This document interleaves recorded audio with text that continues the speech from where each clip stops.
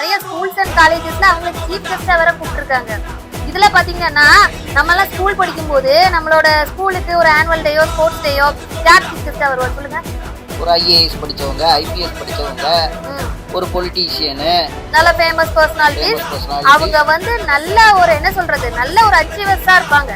சரியா? ஏதாவது ஒரு ரெக்கார்ட் படிச்சவங்களா இருப்பாங்க. இந்த மாதிரி ஐஏஎஸ் ஐபிஎஸ் அது மாதிரி ஏதாவது ஒரு திறமைசாலி, ஏதாவது ஒரு ஃபீல்டுல சாதிச்சவங்களா இருப்பாங்க.